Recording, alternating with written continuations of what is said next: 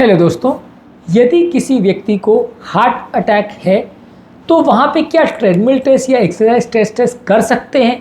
और कर सकते हैं तो उसके क्या इंपॉर्टेंट चीज़ें हमें उससे पता चलेगी, क्या उसका रोल है, आज डिस्कस करेंगे। ज़्यादातर ट्रेडमिल टेस्ट को लोग सिर्फ ब्लॉकेज जानने के लिए करते हैं। ज़्यादातर लोग को ये लगता है कि सिर्फ वो ब्लॉकेज जानने के लिए उसका इंपॉर्टेंस है। हार्ट अटैक के टाइम वह वैसे मना होता है, क्योंकि हार्ट अटैक जब बड़ा आता है तो वहाँ ट्रेडमिल को करना डेंजरस हो सकता है। लेकिन क्या इस तरह के सर्कमस्टांसेस में भी ट्रेडमिल करने से कुछ इंपॉर्टेंट इन्फॉर्मेशन मिल सकती है, और क्यों इस तरह के पेशेंट में भी कई बार आपको ट्रेडमिल करने से फ़ायदा मिलेगा, चाहे तुरंत नहीं तो थोड़े टाइम के बाद। आज हम इन चीज़ों को डिस्कस करेंगे। टॉपिक पर जाने से पहले जो लोग हमारे चैनल पर नए हैं उन्हें रिक्वेस्ट करूँगा कि चैनल को सब्सक्राइब करें, वीडियोज़ को लाइक करें, फॉलो करें, कमेंट करें, शेयर करें, पूरा देखें।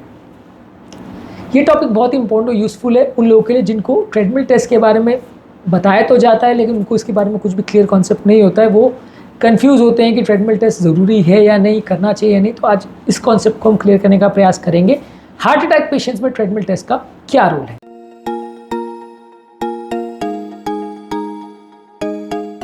सबसे पहले तो जैसा कि मैंने कहा, जब अक्यूट हार्ट अटैक आता है, बड़ा हार्ट अटैक आता है, और अगर ट्रोपोनिन पॉजिटिव है जो कि कार्डियक एंजाइम है जो दर्शाता है कि हार्ट अटैक आया है कि नहीं, और अगर फ्रेश इसी चेंजेस है हार्ट अटैक में,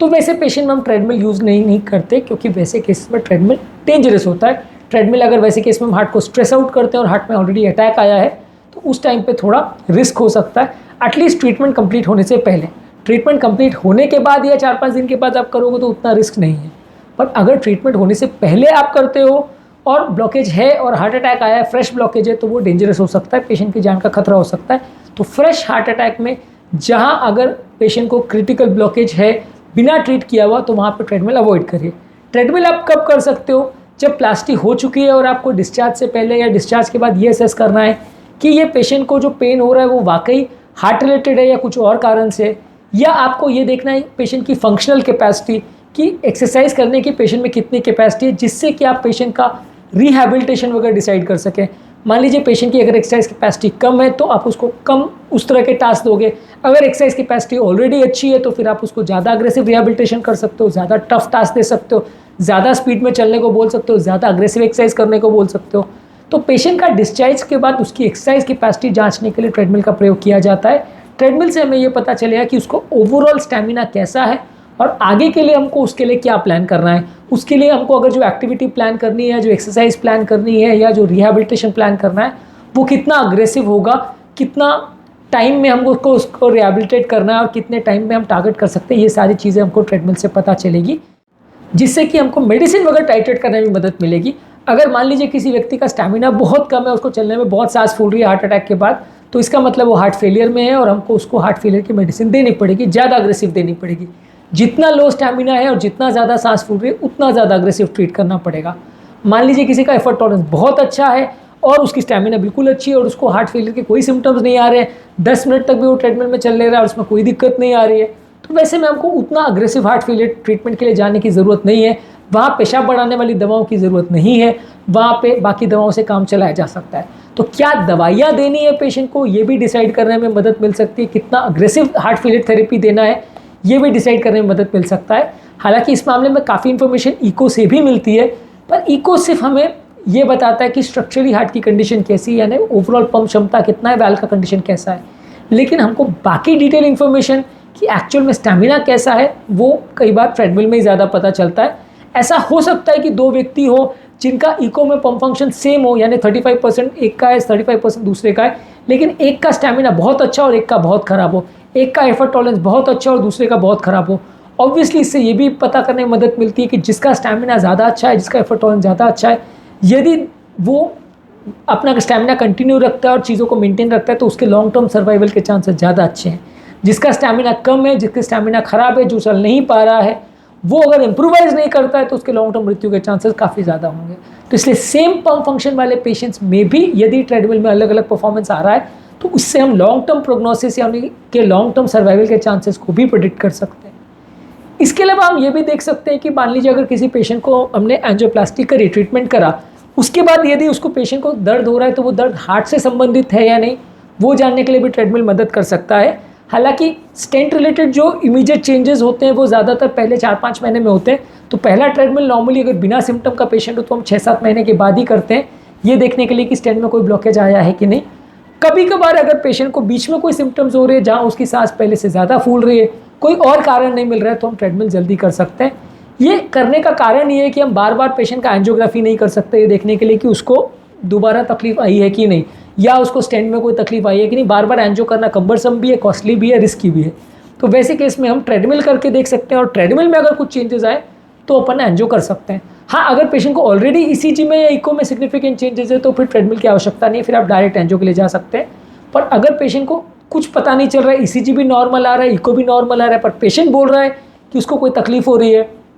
या पेशेंट को कोई भी सिम्टम नहीं है लेकिन आप जांच करना चाह रहे हो कि स्टेंट ठीक चल रहा है कि नहीं, उसमें कोई प्रॉब्लम तो नहीं है, जब ईसीजी को दोनों ही लगभग सेम आ रहे हैं, कुछ चेंजेस नहीं है, कोई डिटोरेशन नहीं हुआ है, तो वहाँ पर ट्रेडमिल आपकी मदद करेगा स्टेंट की कंडीशन और बाकी नलियों के ब्लॉकेजेस को भी असेसमेंट करने के लिए कि कुछ डिटोरेशन तो नहीं हो रहा है। इनफैक्ट बहुत सालों बाद भी यदि कोई पेशेंट नया सिम्टम लेके आता है, आप ईसीजी को करते हो, कोई चेंजेस नहीं दिख रहा है, तो ट्रेडमिल आपको ये बता सकता है कि पेशेंट को कोई नया ब्लॉकेज तो नहीं आया, या स्टेंट में कोई नया तकलीफ तो नहीं आया, या उसी नली में कोई और ब्लॉकेज तो नहीं आया है। क्योंकि आप वैसे पेशेंट का भी हर साल 2 साल में एंजियो करके नहीं देख सकते कि ब्लॉकेज बढ़ा है कि नहीं, कि तकलीफ आई है कि नहीं। वैसे पेशेंट में भी आपको हर साल 2 साल में एक बार ट्रेडमिल करना पड़ेगा, और ट्रेडमिल से आपको इंपॉर्टेंट इन्फॉर्मेशन पता चलेगी। तो इसलिए कई बार जो लोग ट्रेडमिल नहीं कराते हैं उसमें कई बार चीज़ें इंपॉर्टेंट मिस हो जाती हैं। आप अगर पेशेंट को फॉलोअप के लिए नहीं बुलाते और पेशेंट सीधा 5-10 साल के बाद आता है, तो इस दौरान ऐसा चांसेस हैं कि उसको नया ब्लॉकेज डेवलप हो गया हो और वो नया ब्लॉकेज फिर उसको परेशान कर सकता है। तो वैसे पेशेंट में हर साल 2 साल में ट्रेडमिल करना,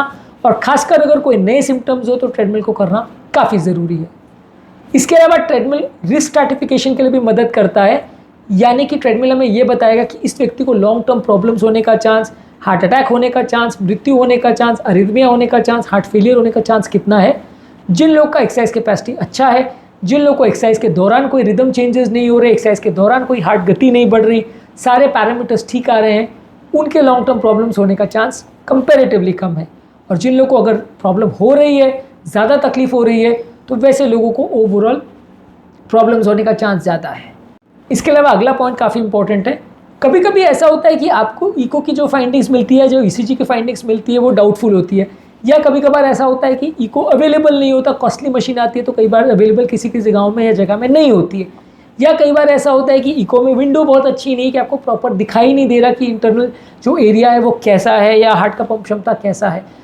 कम केसेस में होता है लेकिन हो सकता है। तो ऐसे केसेस में ट्रेडमिल आपको काफ़ी इंपॉर्टेंट फंक्शन के बारे में बताता है, ओवरऑल पंप फंक्शन में सुधार हो रहा है कि नहीं, ओवरऑल पेशेंट की कंडीशन ठीक है या नहीं, पेशेंट को कोई प्रॉब्लम तो नहीं आ रही, पेशेंट का ओवरऑल एक्सरसाइज कैपेसिटी कैसा है, और लॉन्ग टर्म प्रॉब्लम्स होने के चांसेस कैसे हैं। यदि इको अवेलेबल नहीं है या इको में कुछ प्रॉब्लम्स आ रही है, तो वैसे केस में ट्रेडमिल आपको इंपॉर्टेंट इन्फॉर्मेशन दे सकता है। और कई बार इको में अगर इक्विवोकल फाइंडिंग्स आ रही है कि आपको डाउट है कि कुछ सिग्निफिकेंट चेंज हो रहा है कि नहीं, लगभग पहले जैसी सिचुएशन है,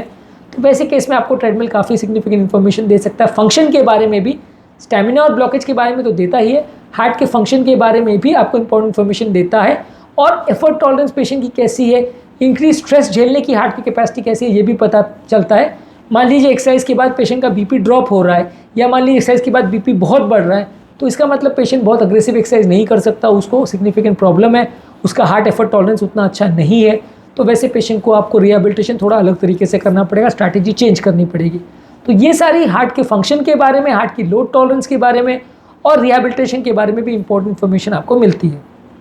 और लास्ट इंपॉर्टेंट चीज़ इसमें सबसे ज़्यादा इंपॉर्टेंट है कि जो आप थेरेपी दे रहे हो उसका रिस्पॉन्स कैसे आ रहा है, वो भी देखने के लिए ट्रेडमिल को यूज़ किया जा सकता है। जैसा कि मैंने बोला, बार बार एंजियो करना फिजिबल नहीं है। तो मान लीजिए पेशेंट को आपने हार्ट फेलियर का थेरेपी दिया, हार्ट अटैक का थेरेपी दिया,